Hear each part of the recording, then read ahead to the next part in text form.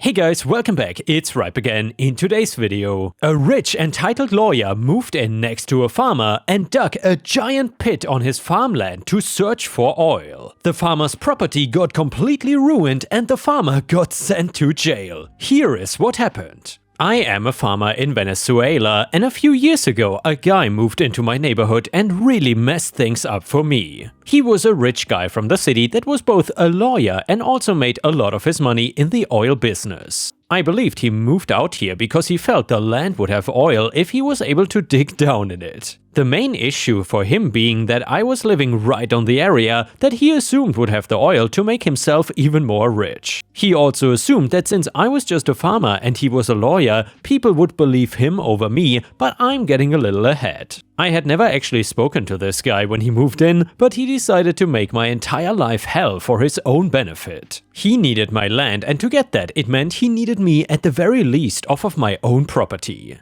He actually did two separate things to accomplish this, so I will talk about them each individually. He claimed to the police that my documentation of property was incorrect and a good portion of my land was unclaimed and up for purchase and use, having his own documents that I presume could only have been faked as his evidence. I think he figured that this alone would be enough to get me kicked off my land and people would just side with him. However, that did not happen, and instead the local government agreed to open an investigation but told him that it would take a while before they could get someone out there to resolve it, needing to find time both for a land inspection and a judge to look at my supposedly forged paperwork. This man, who I will just name Jerkface for the rest of this story, did not want to wait. He wanted to dig up my land now, and of course I had no idea why he was going after me and my land. I was advised by lawyers not to talk to him one-on-one because it could cause me more harm than good. A few days later, I had police at my door arresting me for a murder that I knew nothing about.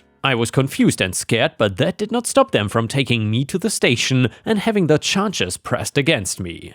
Then I was thrown into a cell where I waited until I could contact the lawyer that I luckily already had because of the other crime I was being accused of with the property documents. He told me that the police had been tipped off anonymously that I was the one that committed the murder, and until my name could be cleared I was probably gonna stay locked up. The entire farm issue was forgotten in my mind because now I was fighting to keep myself out of prison for a crime I did not commit. I was stuck in jail until my name could be cleared, and that was a process that ended up taking weeks. I had DNA taken from me and compared it to the crime scene, connections to the person tested out, and even being interrogated numerous times. Finally though, the police came to a conclusion that there was no way I could have been the one to kill this person and let me go. Honestly, it was the scariest experience of my entire life, and the reason that I'm not writing more about it was because I still don't want to think about it. Anyway, now, while I was sitting in jail for a crime I didn't commit, my new neighbor Jerkface was not wasting any time to do what he wanted. He had hired a company to dig a huge pit on my property where he suspected the oil would be hidden underneath.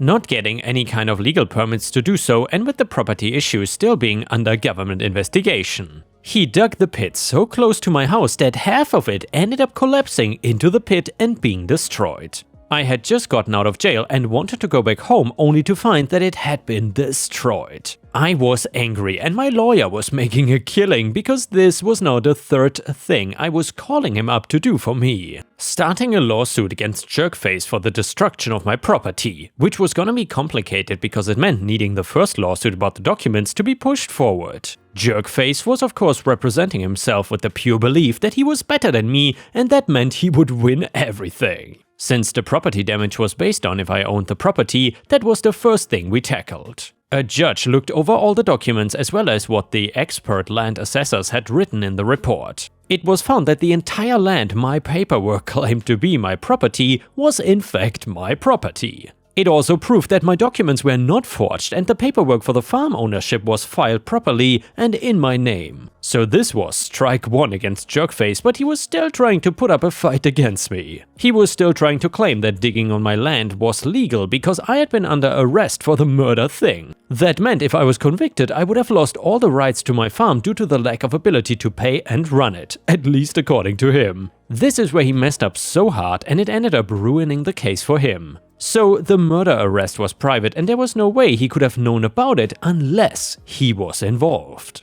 What he did not know was that I knew already that he was involved and had a piece of evidence to nail him on that as well. When it was my side's turn, we wanted the court to play the anonymous tip the police got about me being connected to the murder. He did not even attempt to disguise his voice, as it was clearly him that was talking on the phone. He was in hot water, and since he was defending himself, he didn't have any other lawyer to try and make a plan with. He was found guilty of destroying my land and getting me arrested on a charge that he knew to be false. For the damage to my farm at home, he had to pay me the equivalent of $746,000. So much for being a rich city boy, because now he was gonna be broke, needing to pay me because he thought he could get away with all of this. That was not the end of what the court had in store for him either. Destruction of property is a crime, as well as getting me put in jail for weeks with his false claims. Not to mention putting an actual murder trial on hold and in the wrong direction for his own gain. He got sentenced to prison himself and was gonna be locked up for many years. When he eventually does get out, he will not be allowed to practice law as a convicted felon.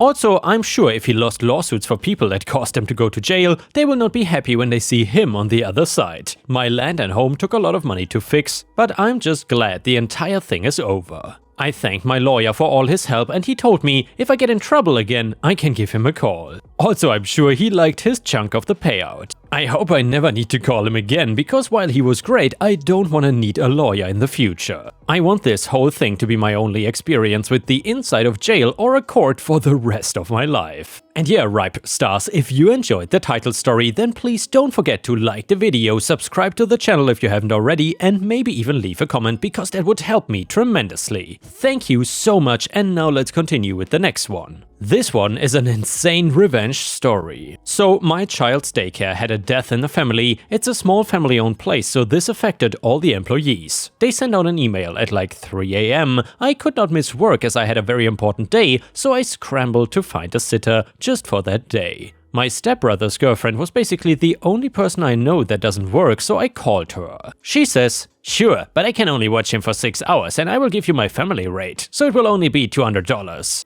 I asked if she was serious. She assured me she was, and this was her livelihood and she takes it very seriously. Also that she was already offering me a family discount. Please note that it was not her livelihood. My stepbrother has a great job and has always paid for everything. He has tried to get her to do anything to earn money, but she refuses to work and believes he should support her fully, including daily Starbucks, hair, nails, designer stuff, etc. Please also note that I had done a lot for this girl just to help her out. The list is long. I agreed only because I would have lost my job had I not gone to work that day. I paid her $200, which she demanded up front to get to work for a little over 4 hours after factoring in commute. Fast forward a couple of years, they have separated, they have a kid, and she is living for free in his dad's extra house and driving my dad's extra car for free. The ex pays all the bills and necessities. She finally breaks down and gets a job because he stopped paying for her hair, nails, etc. She has a day when her childcare falls through and sends out the same request I did.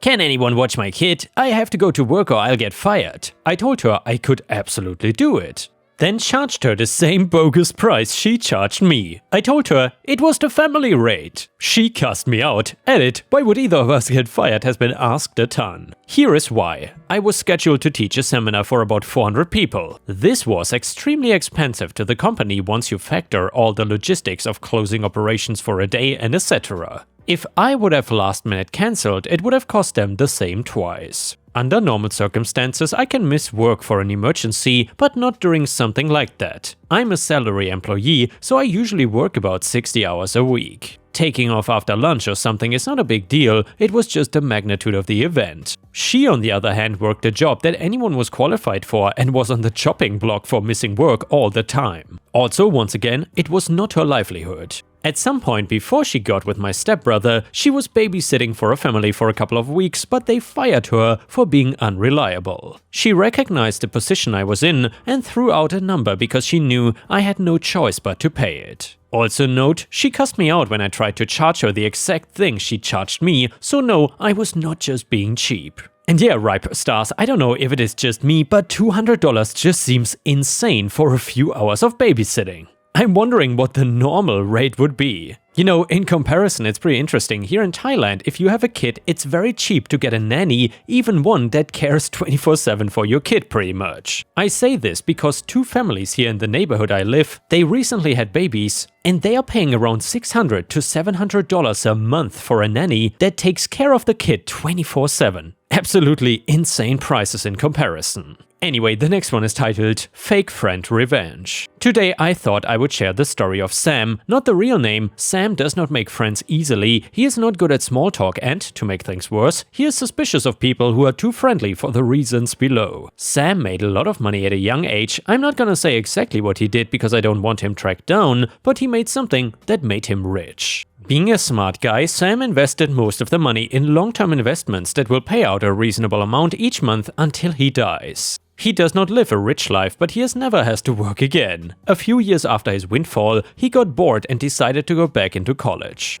There he met some people who enthusiastically pursued friendship with him. Making friends with them was so easy that for a while he was happy. He did not find out until later that they had learned about his wealth by searching for his name online. It started small. Occasionally one of them would be short some money and ask Sam for a loan, then blow it off when he asked for it back. Sam started to get concerned, but he didn't want to lose his new friends. Then they all decided to go on a vacation together to a well-known amusement park. They pressured him into paying for the tickets, flight and hotel rooms. Sam tried to explain that month to month he was not getting enough money to pay for all of this stuff, but they swore to him that he would be repaid and ramped up the social pressure on him. He eventually caved and took an advance on his next month's payment to pay for the vacation. Then, as if all of that was not bad enough, they ditched him for most of the vacation. Whenever he would try to hang out with them, they told him, "We made some plans to meet these other guys," or "We already ate." By the end of the vacation, Sam was forced to face the fact that they were not really his friends. Sam was angry and he had an idea while reading the local news.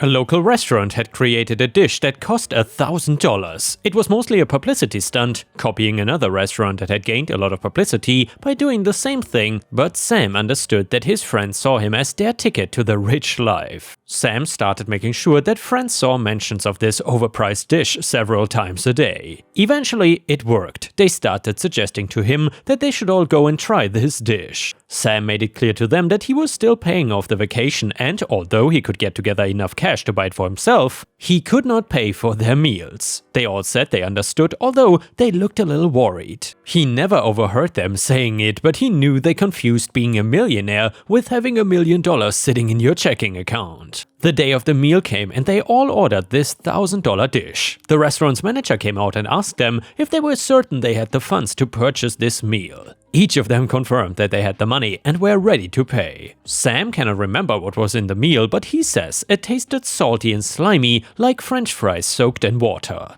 As the end of the meal grew near, the friends seemed to be more and more nervous. At the end of the meal, everyone handed over their debit cards. Sam's cleared and every other card was declined. They turned to Sam saying things like, "I don't know why it was declined. Can you help us out?" One of them just slid her bill over to Sam with a smug grin. Sam replied honestly, "Well, I don't have enough money in my checking account to cover your bills." He stood up and started to walk out. One of them called out, "You cannot just leave us like this, man." He replied, "I made some plans to meet up with other guys." Sam left because he didn't want anyone else to try to make him pay for their meals. He only found out afterwards that the cops were called by the manager. The friends were not arrested, but a police report was filed and they had to go to court. They had to pay both the restaurant bill and a large fine. Because they were in legal trouble, the university put them on probation. The best part, however, is that Sam told as many people as possible that they had to try to run out on a bill, which is the crime they were going to court for and on probation for. Sam figured that most people would not want to hear the whole story, and he was embarrassed that he had been taken in. So he simplified it and implied that they had simply tried to sneak out of a restaurant.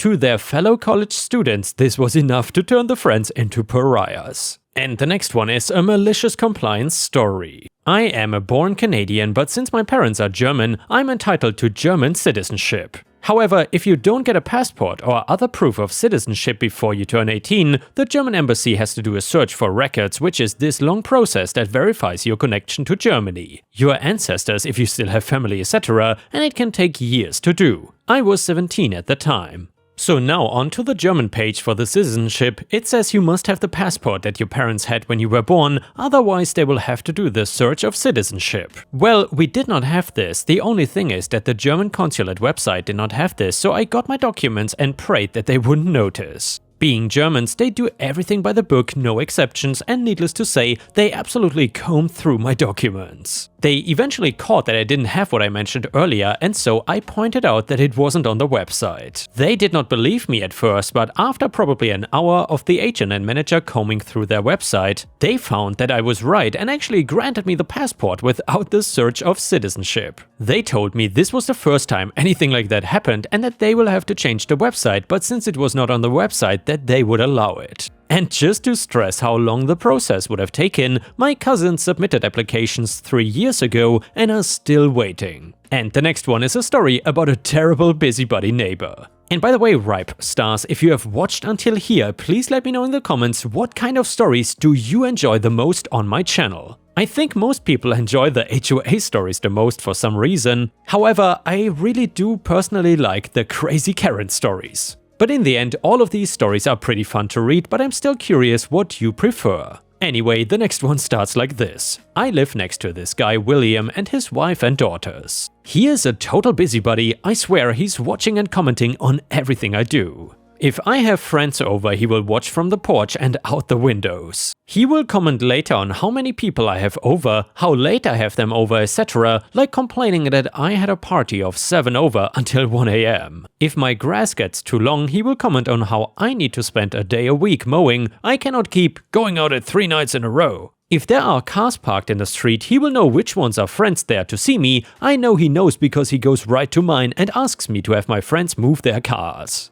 If I barbecue, he will complain about the smoke smells and how nobody needs to be barbecuing for 3 hours. Overall, I can tell by the stuff he says that he is watching me and my house way more than anyone has any right to. Knowing when I'm there or not, who is there with me, how long, etc., I've never noticed stuff like that about my neighbors. I mind my own business. Anyway, it's kind of uncomfortable. I've tried to be accommodating. Okay, I'll move the cars. Okay, I'll be done barbecuing soon. I have also tried to ask for more privacy in the weirder conversations, aka my friends and I don't really like it when someone is watching our comings and goings. Would you drop this? But I'm getting pretty bothered by it. So basically this time when he mentioned I need to move my trash cans inside sooner after the garbage truck comes, I told him off. I said, I want you to know I really don't like being watched like this. It bothers me. He acted confused. I said, look, I'm a woman living alone and it's kind of unsettling. He acted confused still and kind of defensive. I said, you're a father of 2 daughters. Think about if they came to you and said that a man they didn't know or like was watching to see when they are home or not, which of the other girls are their little friends, remembering which bikes their little friends ride and recognizing them on sight, watching when they are out in the yard and what they are doing there, etc. Think of how you would feel. He got upset at what I said and was saying, that's different. I was like, it's not different, that's how I feel. I'm asking you to empathize here, to understand how it feels to be watched 24/7 and not be okay with it. How that seems to have made you feel is exactly how I feel. After that argument, he stormed off and has seemed to leave me alone for a few days. However, Reddit, I'm wondering if I crossed a line. What I said seemed to make him really angry, but I did not know how else to get him to understand. Am I the a-hole here? And yeah, Ripe Stars, let me know what you think about this in the comments. Do you think that OP is the a-hole here or not? And I think the neighbor is just angry because he's getting called out and he knows that he is doing something wrong and he is being a creep. But anyway, let's see what Reddit has to say. Comment number 1, not the a-hole. He is angry because he knows he was being inappropriately nosy and he didn't expect you to call him on it. Other than asking your friends not to park right in front of his house, none of this is his business and you should simply remind him of that fact from now on if he starts complaining again. Comment number 2, not the a-hole at all. Kudos to you for standing up for yourself. If he starts again with the commentary on your activities, you might say something like, as I've already informed you, it's none of your business, and then repeat as needed. Comment number 3 said, not the a-hole, the dude needs to mind his business, he is a bored do-nothing jerk and you are his pet project. Screw him, barbecue for 5 hours, leave the trash out, don't move the cars, have 10 people over until 3 AM. and maybe just build a really high privacy fence. Also, honestly, who complains about the smell of barbecue? What a jackass. And the last one is a malicious compliance story. So I work in sales and one of my jobs is to call pipeline leads. Pipeline leads are customers who we have spoken to in the past that did not buy from whatever reason. Over the years, I've had a few customers, leads who very clearly had very sound and good judgment not to do business with me. It's not because I'm bad or they are bad, it's because we are not a good fit for each other, and that's okay. Now, I hate bugging those people, but my management wants us calling our entire pipeline every 90 days. Now, in order to call those leads, aka customers, I go to their profile and click the number, and it dials on my computer and gets counted as a call. I also noticed unless the software has detected we made positive contact with the person we are calling, the call timer is always at 0. Since most of our calls go unanswered, 0 is a really common call time. I, however, noticed it takes like 2 or 3 rings for the call to even ring through to the client. I tested this on my phone and my coworker's phone. So I have a list of clients that I'm supposed to call every 90 days. I spread those clients throughout the 90 days. When I see a client I know doesn't want to talk to me, I hit the call button and then hang up right away. The person I called doesn't even get notified they got called, but on my metrics it shows that I called them. Since doing this, my sales have gone up for a few reasons. One of them is I found a way to deal with the most annoying part of the job my manager has me doing, which makes my mindset better, which in turn means I sell better. I'm also not getting yelled at by people who are like, "I told you I'm not buying your crap." And my manager is stoked and loves to use me as an example to the other salespeople because my nickname has become Pipeline Master, weird nickname, but whatever. And with this, we have reached the end of the video. However, if you cannot get enough of my content, please check out my endless playlist where you can find thousands of hours of content. In addition, please don't forget to subscribe to my channel to not miss any of my daily uploads. Thank you so much in advance, and I hope to see you again tomorrow.